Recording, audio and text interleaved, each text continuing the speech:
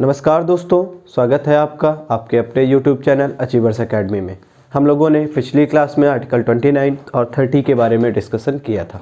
आज हम लोग आर्टिकल 32 के बारे में डिस्कशन करने जा रहे हैं। आर्टिकल 32 अनुच्छेद 32 क्या कहता है किसके बारे में? Right to constitutional remedies.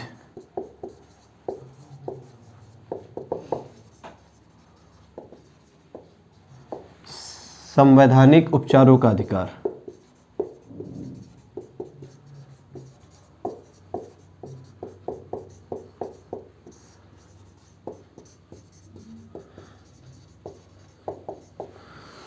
Right to constitutional remedies जो है संवैधानिक उपचारों का अधिकार, डॉक्टर BR अम्बेडकर साहब ने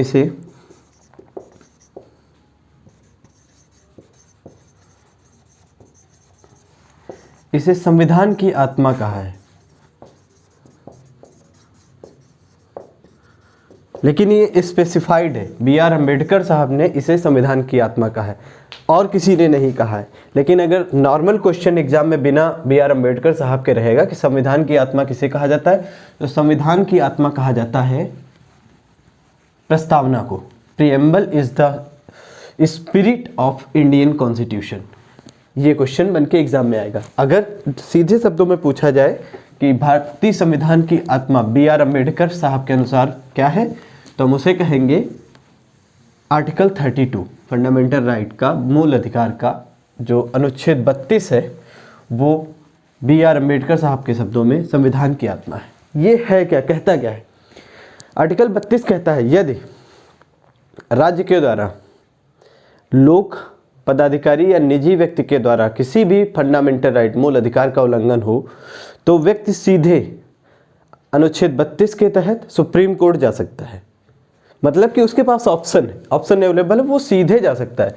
ये आर्टिकल 32 जैसे कहता है कि सुप्रीम कोर्ट में, और उसी तरीके से 226 हाई कोर्ट से संबंधित। तो आर्टिकल 32 सीधे, और अगर चाहे तो हाई कोर्ट भी जा सकता है। तो हम यहाँ पर कहेंगे सर्वोच्च अदालत में सीधे कुंडी दरवाजा खटखटाया जा सकता है इसके द्वारा। तो सुप्रीम कोर्ट करता क्या है? सुप्रीम कोर्ट बेसिकली रिट जारी करता है। मूल अधिकार को लागू कराने के लिए सुप्रीम कोर्ट के द्वारा रिट जारी की जाती है। ये रिट क्या होती है? रिट मूल अधिकार को जारी कराने के लिए सुप्रीम कोर्ट के द्वारा दिए गए आदेश को कहा जा सकता है। इसमें 5 प्रकार की रिटें आती हैं। देखेंगे 5 प्रकार की रिटों में से क्या आती हैं। देखेंगे एक होता है बंदी प्रत्यक्षीकरण।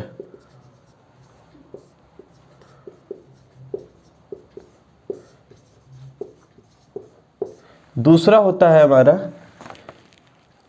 परमादेश।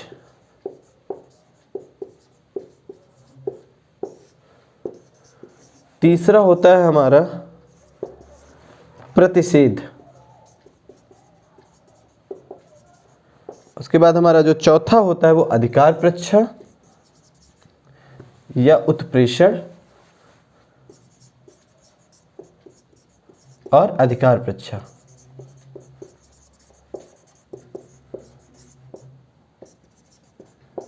इन 5 के द्वारा, ये 5 तरीके की रिट होती हैं जिसके द्वारा सुप्रीम कोर्ट मूल अधिकार को लागू करने के लिए आदेश देती है।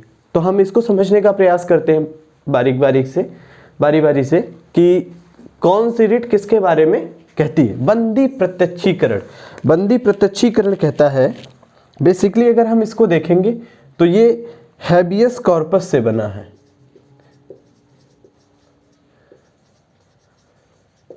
हैबियस कॉर्पस का मतलब क्या होता है? हैबियस कॉर्पस का मतलब होता है टू हैव द बॉडी।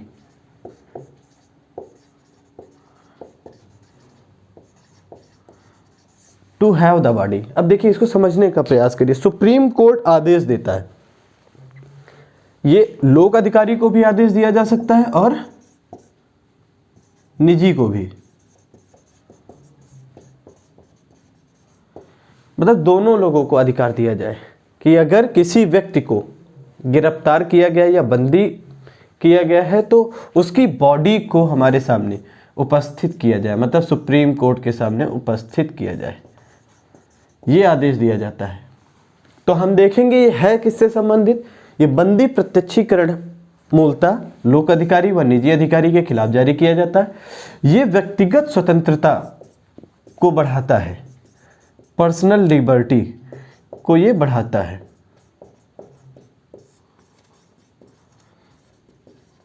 हम देखेंगे व्यक्तिगत स्वतंत्रता को ये बढ़ाने का काम करता है। तो habeas corpus to have the body, supreme court आदेश देता है लोक अधिकारी या निजी व्यक्ति को, कहता है कि जिस किसी को भी बंदी बनाया गया है उसकी बॉडी को उपस्थित कराया जाए, सशरीर उपस्थित कराने का आदेश देता है। और ये जो बंदी प्रत्यक्षीकरण रिट है वह व्यक्तिगत स्वतंत्रता को बढ़ाने का काम करती है। तो हम लोग इसको समझे कि हमारी बंदी प्रत्यक्षीकरण क्या है। इसके बाद हमारा जो सेकंड इसी का है परमादेश मैंडमस।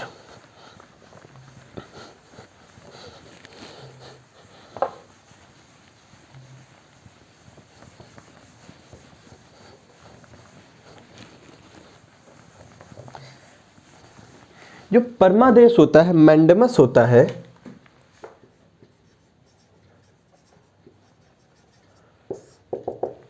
यह लोक अधिकारी को यह आदेश देता है। लोक अधिकारी को आदेश क्या देगा?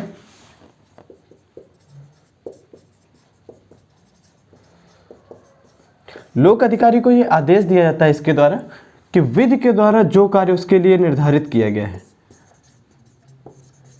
कानून के द्वारा जो कार्य, विधि के द्वारा जो कार्य उसके लिए निर्धारित किया गया है, निर्धारित किया गया है, उस कार्य को पूरा करे।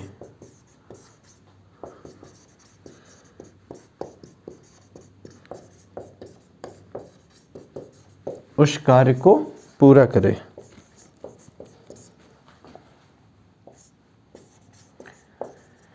हम देखेंगे ये न्यायिक और अर्धन्यायिक दोनों संस्थाओं के खिलाफ जारी होता है।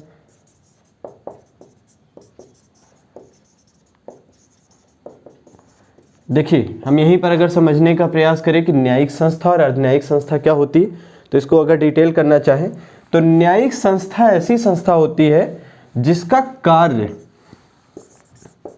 और उसको निभाने का जो उत्तरदायित्व होता है, मतलब उस पर पीठासीन जो अधिकारी होता है वो भी न्यायिक होगा।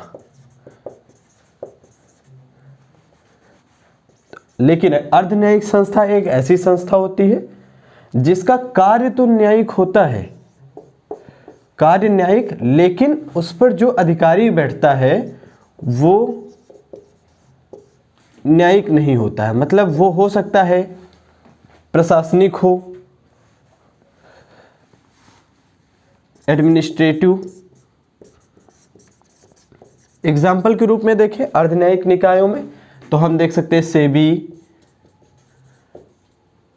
सेंट्रल एडमिनिस्ट्रेटिव ट्रिब्यूनल, कैट, इस तरीके की जो संस्थाएं हैं वो अर्धन्यायिक संस्थाएं आती हैं। अर्धन्यायिक संस्थाओं में कार्य न्यायिक प्रकृति का होगा, लेकिन उस पर जो आदेश देने के लिए अधिकारी बैठा होगा वो एक प्रकार से प्रशासनिक क्षेत्र से संबंधित होगा। हम इसी को देखते हैं। ये न्यायिक और जो हमारा मैंडमस है वो न्यायिक और अर्धन्यायिक संस्था दोनों के खिलाफ जारी किया जा सकता है, लेकिन ये सुप्रीम कोर्ट से नीचे के हाई कोर्ट से नीचे के पदाधिकारी पर, हाई कोर्ट से नीचे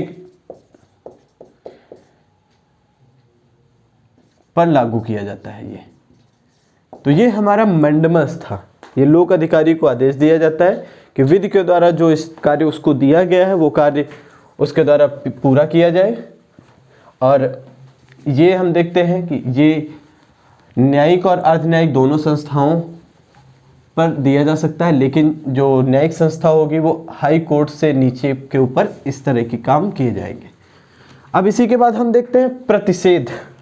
जो प्रतिषेध रिट है, प्रोहिबिशन है क्या है, इसका हम देखेंगे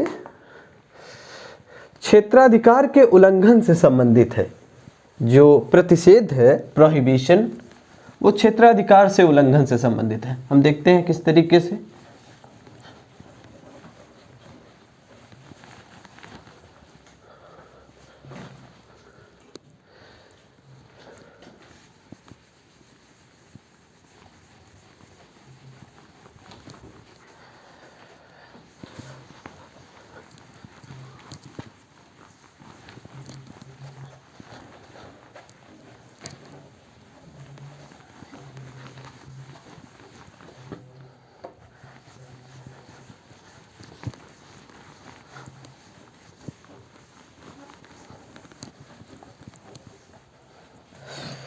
प्रोहिबिशन, प्रतिषेध।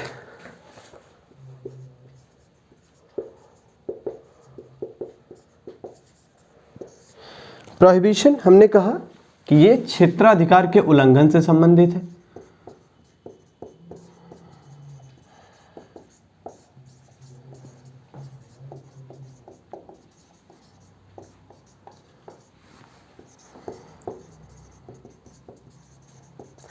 ये न्यायिक और अर्धन्यायिक दोनों संस्थाओं के खिलाफ जारी किया जाएगा।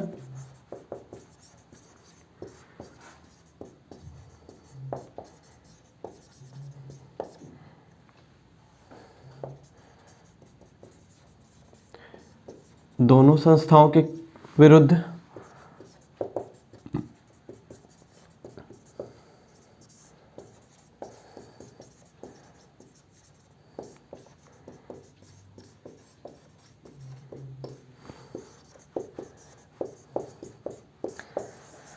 देखिए, क्षेत्राधिकार का उल्लंघन, सपोज करिए कोई ऐसा मैटर है जो बिलोंग करता है न्यायिक क्षेत्र से, लेकिन उसकी जो सुनवाई हो रही हो वो अर्धन्यायिक निकाय के द्वारा की जा रही हो, तो इसके द्वारा सुप्रीम कोर्ट ये आदेश देगा कि जो मामला है आप उसकी सुनवाई किस मतलब कि आप अधिकार क्षेत्र से कैसे बाहर कर रहे हैं, तो उस मामले की सुनवाई के लिए सुप्रीम कोर्ट के द्वारा मना कर दिया जाता है क्षेत्राधिकार के उल्लंघन से संबंधित। इस तरीके से हम देखेंगे उत्प्रेषण। उत्प्रेषण जो होता है सर्टियोरी, न्यायिक और अर्धन्यायिक संस्था के खिलाफ ही जारी होता है। ये भी क्षेत्राधिकार के उल्लंघन से ही जारी होता है। जो उत्प्रेषण जो है, लेकिन उत्प्रेषण का जो मामला है वो डिसीजन सुनाए जाने के बाद जारी होता है। डिसीजन सुनाए जाने के बाद अब देखते हैं, इसी को पोस्टमार्टम भी बोलते हैं। पिछले कुछ एग्जाम्स में पूछा गया है कि फंडामेंटल राइट में या सुप्रीम कोर्ट की कौन सी रिट पोस्टमार्टम रिट होती है, तो उत्प्रेषण होती है सर्टियोरी।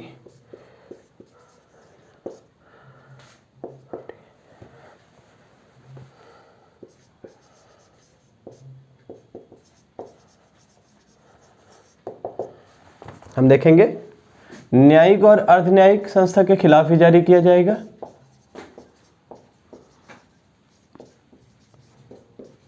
Judicial and quasi judicial body के खिलाफ जारी किया जाएगा, विरुद्ध जारी किया जाता है। इसमें ध्यान देखेंगे, इसमें जो ध्यान देने वाली बात है वो इसमें सुनाए गया निर्णय को निरस्त कर दिया जाएगा। जो सुनाया गया निर्णय निरस्त कर दिया जाएगा।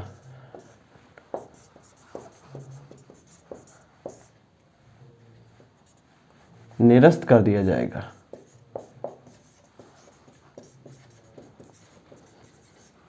और यह भी क्षेत्राधिकार के उल्लंघन से संबंधित है।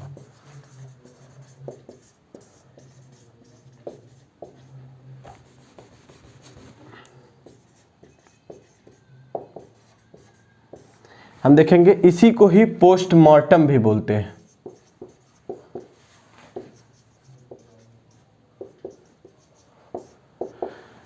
हम देखते हैं कि ये इसके जो निर्णय सुनाए जाने के बाद एप्लीकेबल होता है, लेकिन जो प्रतिषेध होता है वो निर्णय के दौरान ही मना कर दिया जाता है। मतलब जो डिसीजन है वो नहीं आता है, मतलब कि ड्यू प्रोसेस में चलते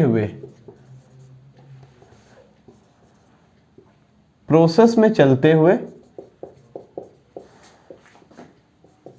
मामले को सुप्रीम कोर्ट अपने पास मंगा लेता है। सुप्रीम कोर्ट का संबंध केवल सुप्रीम कोर्ट नहीं और सुप्रीम कोर्ट हाई कोर्ट से भी है, अपने पास मंगवा लेता है।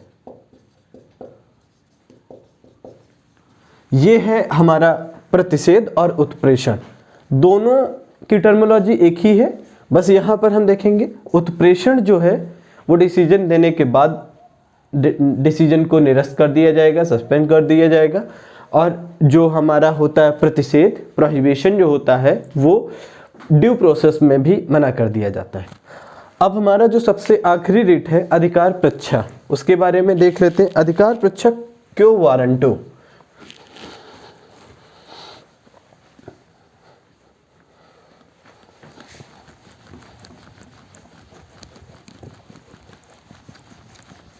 क्यू वारंटो क्या कहता है?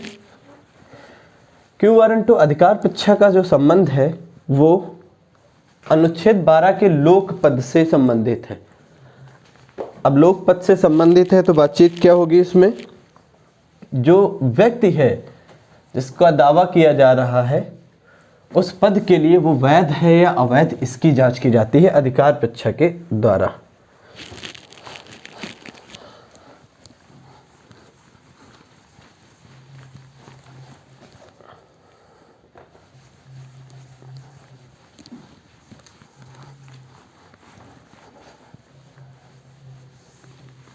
देखते हैं जो अधिकार परीक्षा है उसका संबंध अनुच्छेद 12 के लोकपद से संबंधित है। इसमें व्यक्ति के दावे की जांच की जाती है। इस पद पर जो व्यक्ति बैठा है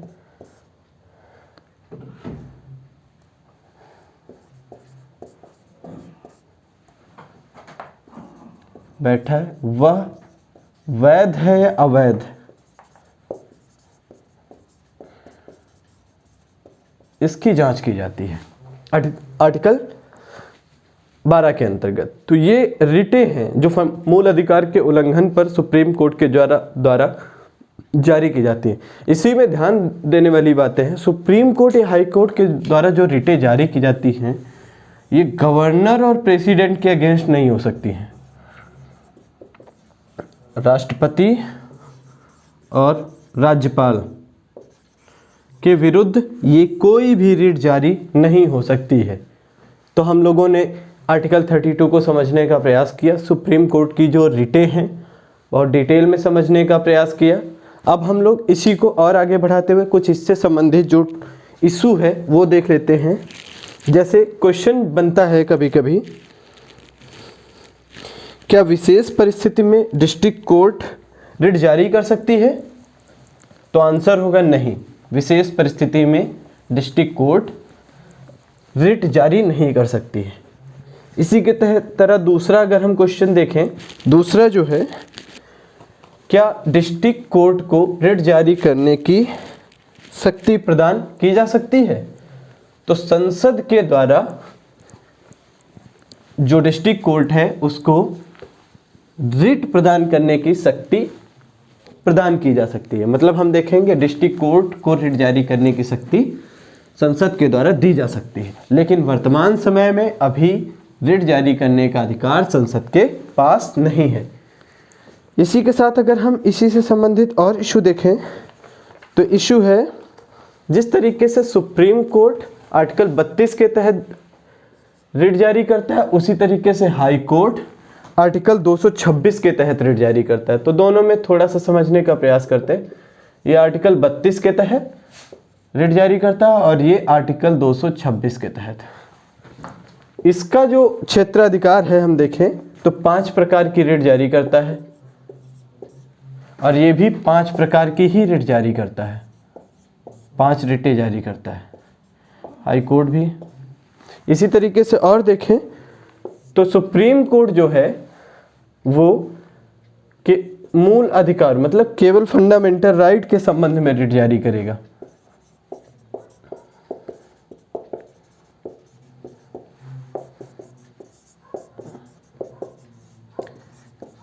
लेकिन जो हाई कोर्ट है वो फंडामेंटल राइट के लागू कराने के लिए भी रिट जारी करेगा, उसके साथ अन्य अधिकारों को भी लागू करने के लिए रिटें जारी कर सकता है।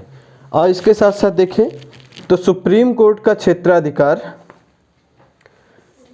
मतलब कि ये रिट का क्षेत्राधिकार, सुप्रीम कोर्ट का रिट क्षेत्राधिकार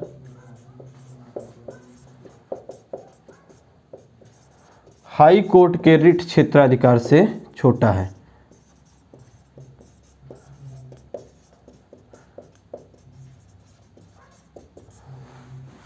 यहां पर हम देखेंगे क्योंकि इसमें देखेंगे, क्योंकि जो सुप्रीम कोर्ट है वो केवल मूल अधिकार के संबंध में ही रिट जारी कर सकता है, वो भी केवल यहाँ अगर हम बात करें। लेकिन जो हमारा हाई कोर्ट है वो मूल अधिकार पर तो जारी ही कर सकता है, उसके साथ साथ अन्य अधिकारों को लागू करवाने के संबंध में भी रिट जारी कर सकता है। तो ये हमारा क्षेत्राधिकार से संबंधित रहा, जिसमें जो सुप्रीम कोर्ट का क्षेत्राधिकार है वो छोटा है हाई कोर्ट के क्षेत्राधिकार से। तो हम देखते हैं आर्टिकल 32 ये रहा आज के लिए।